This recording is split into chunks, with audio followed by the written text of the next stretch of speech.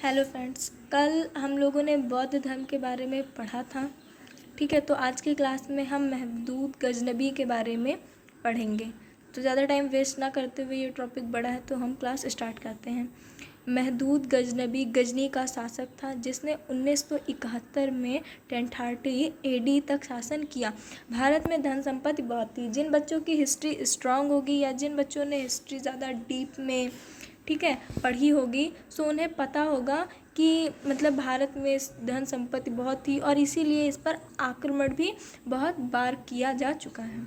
ठीक है, तो देखिए आप लोग, गजनबी ने खुद 17 बार भारत पर आक्रमण किया है। ठीक है, तो हम देखते हैं। प्रथम आक्रमण इन्होंने 1001 ईस्वी में किया था। महमूद ने पहला आक्रमण किया था। ठीक है, तथा पेशवर के भागों पर अधिकार करके अपने देश लौट गया। ठीक है, ये लोग अधिकार कर लेते थे, मतलब देश को अपने हिस्से में या अपने कब्जे में ले लेते थे और फिर अपने पुराने राज में चले जाते थे। इसका मतलब ये नहीं कि वो चले जाते थे कब्जा करके छोड़ देते थे, इसको वो अपने कब्जे में रखते थे। ठीक है, तो दूसरा आक्रमण इन्होंने 1 से 2 के बीच में किया था। अपने दूसरे आक्रमण में इन्होंने सीमांत प्रदेशों के राजा जयपाल के विरुद्ध युद्ध किया, जिसमें महमूद ने उसकी राजधानी पर अधिकार कर लिया था। मतलब वो भी आक्रमण, ये मतलब जब इन्होंने के विरुद्ध युद्ध किया था तो इन्होंने उनको पराजित कर दिया था। ठीक है, यशपाल इस पराजित के मतलब वो जब यशपाल को इन्होंने पराजित किया तो बहुत लोग ऐसे होते हैं जो मतलब बहुत गुरूरी स्वभाव के होते हैं, जिन्हें अपनी हार बर्दाश्त नहीं होती है। तो यशपाल भी उन्हीं लोगों में थे। तो इनसे अपनी हार बर्दाश्त नहीं हुई और इन्होंने आग लगाकर आत्महत्या कर ली और ख़ुद को जला दिया। ठीक है, बहुत लोग ऐसे होते हैं जिनको अपनी हार बर्दाश्त नहीं होती है। तीसरा आक्रमण इन्होंने 4 में किया था।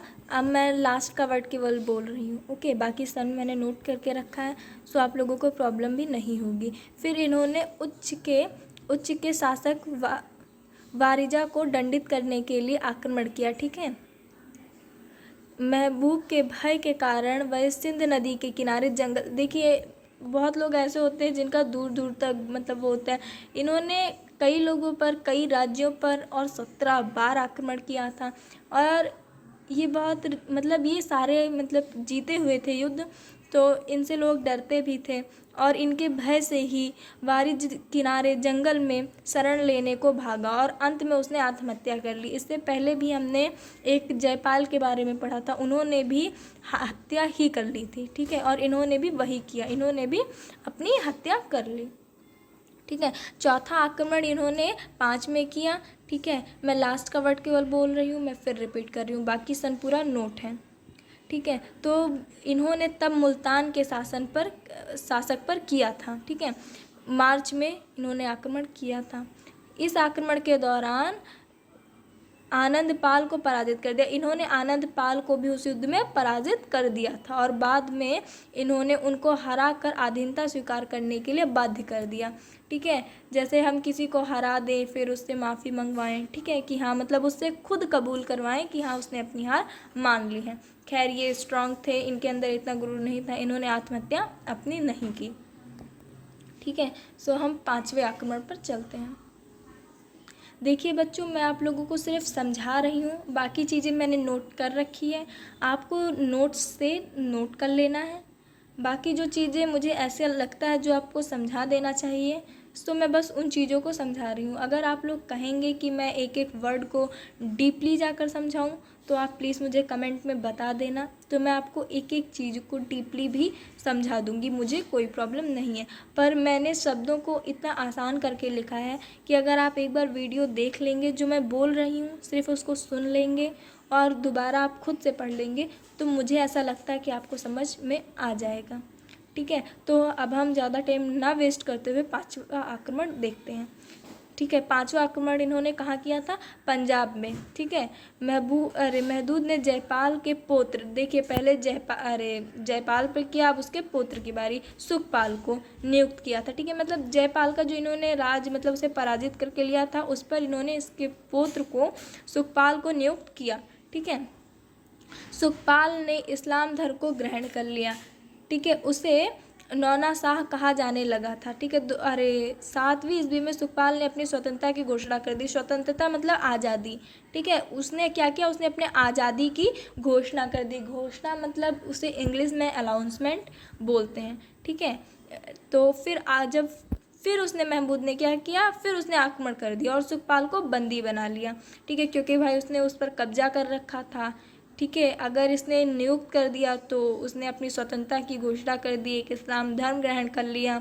ठीक है, तो इन्होंने क्या किया, फिर उस पर आक्रमण किया और उन्हें बंदी बना लिया। अब हम चलते हैं 6वें आक्रमण पर, जो इन्होंने 8 में किया था।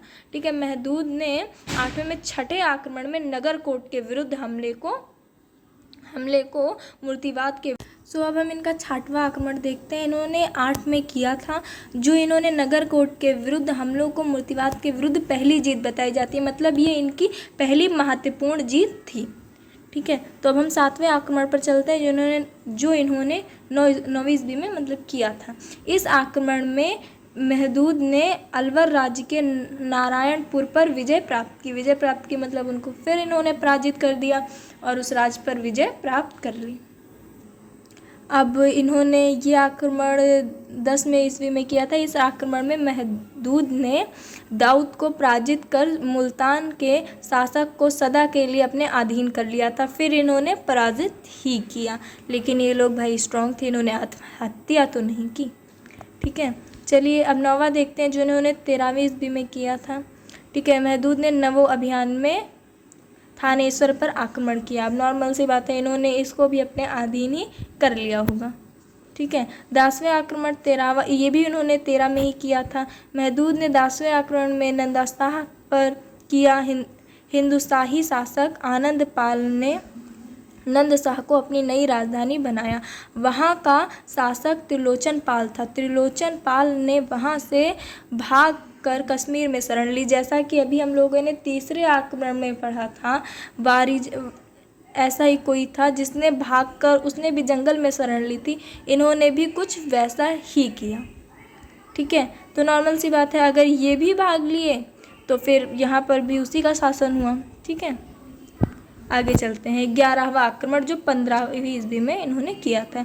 महमूद का यह आक्रमण त्रिलोचन पाल के पुत्र, अभी जस्ट हम लोगों ने त्रिलोचन पाल के ही बारे में पढ़ा, उसने तो भाग लिया भाई और अपने पुत्र को फंसा गया, के विरुद्ध था। ठीक है, जो कश्मीर पर शासन कर रहा था। युद्ध में देखिए भाई वो हार गया, अच्छा हुआ उसका पिता भाग गया था, वरना उसके साथ भी यही कंडीशन होती। ठीक है, तो ये हार गए, मतलब अगर ये पराजित हुए तो यहाँ पर भी किसका कब्जा हुआ, महमूद का। 12वें आक्रमण में चलते हैं, जो इन्होंने 18वीं ईस्वी में किया था। यह आक्रमण इन्होंने कहाँ किया था, कन्नौज पर। ठीक है, बुलंदशहर भाई सबने सुना होगा। ठीक है, वो भी क्या हुए, पराजित हो गए। मतलब यहाँ पर भी किसका कब्जा हुआ, नॉर्मल सी बात है, महमूद का। ठीक है, तो आक्रमण किया पुनः कन्नौज पर, मतलब इन्होंने फिर पुनः कन्नौज पर भी आक्रमण किया था। ठीक है, आगे चलते हैं 13वें आक्रमण पर। बाकी आप लोग एक एक चीज़ बेटा ध्यान से नोट करना। अगर नोट्स में हो सकता है वीडियो के टाइम पर कुछ 1-2 वर्ड्स कट रहे हो, आप अगर मुझे बोलेंगे तो मैं फिर एक बार प्रॉपर शॉर्ट्स में बनाकर वीडियो पोस्ट कर दूँगी। ठीक है, कि आप लोग अच्छे से नोट्स बना सकें। 13वां आक्रमण इन्होंने 20वीं ईस्वी में किया था। महमूद के 13वें आक्रमण में बुलंदखंड और आदि को इन्होंने जीत लिया था। ठीक है, आगे चलते हैं 14वां आक्रमण इनका। 14वां आक्रमण इन्होंने 21वीं शताब्दी ईस्वी में किया था। इस आक्रमण में महमूद ने ग्वालियर तथा मतलब अदर चीज़ों पर आक्रमण किया। ठीक है, गोंडा में विवश होकर सिंध कर ली। ओके, 15वां आक्रमण इन्होंने 24 ईस्वी में किया था। इस अभियान में महमूद ने चिखलोदर गुजरात पर विजय प्राप्त कर ली। मतलब इन्होंने बाकी जगहों पर भी विजय प्राप्त कर ली। भाई देखो इन्होंने कितने जगहों पर विजय प्राप्त की है।